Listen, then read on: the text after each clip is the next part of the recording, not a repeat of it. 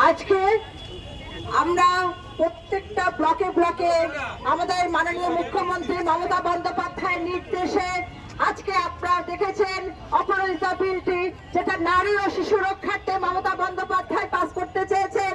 আমাদের কেন্দ্রীয় সরকার সেই বিলটি পাস করতে চাইছে না। সেই বিলের প্রতিবাদে যাতে পাস করে তার জন্য আজকে আমাদের এই আন্দোলন আজ পশ্চিমবঙ্গে জুড়ে প্রত্যেকটা ব্লকে ব্লকে আমরা আন্দোলন করছি।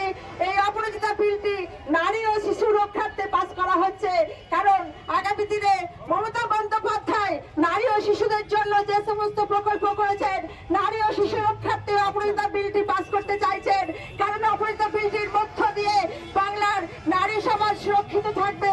কিন্তু আমরা দেখেছি কেন্দ্রীয় সরকার এর দ্বিচারিতা করছে। কেন্দ্রীয় সরকার এই বিলটি পাস করতে চাইছে না, রাজ্যপাল সই করতে চাইছে না। তাই আজকে আমরা পথে নেমেছি। আগামী দিনে আরো দীর্ঘ আন্দোলনে নামবো যদি এই বিলটি অবিলম্বে পাস করতে না পারে কেন্দ্রীয় সরকার। তার জন্য আজকে আমরা পথে নেমেছি।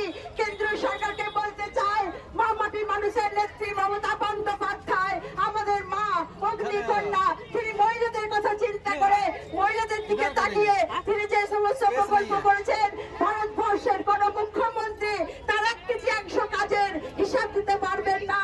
আমাদের বাংলায় মহিলারা সুরক্ষিত, মহিলারা সবসময় নিজের পায়ে দাঁড়াবার চেষ্টা করে। তার জন্য আমাদের মমতা বন্দ্যোপাধ্যায় একটার পর একটা প্রকল্প তুলে ধরেছেন। মহিলাদের কথা চিন্তা করে আপনারা দেখেছেন, লক্ষ্মীর ভান্ডার থেকে আরম্ভ করে, স্বাস্থ্যসাথী থেকে আরম্ভ করে, কন্যাশ্রী থেকে আরম্ভ করে, রূপশ্রী থেকে আরম্ভ করে প্রত্যেকটা বাড়িতে বাড়িতে আমাদের মমতা বন্দ্যোপাধ্যায়ের মস্তিষ্ক বসিত যে প্রকল্পগুলো আছে আমরা পৌঁছে দিয়েছি।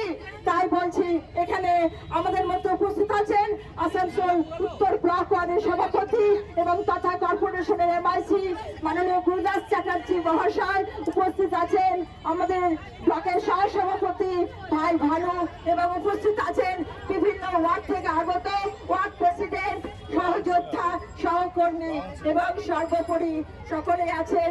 এবং আরো সমস্ত কাউন্সিলরকে বলছি, এখানে আছেন আমাদের মৌসুমী আছে, আরো যারা আছেন, দিলীপ দা আছেন, আরো অনেকেই আছেন। তাই আমি মাইক্রোফোন আমাদের সকলের নেতা, আমাদের অভিভাবক গুরুদাস চ্যাটার্জির হাতে তুলে দিচ্ছি।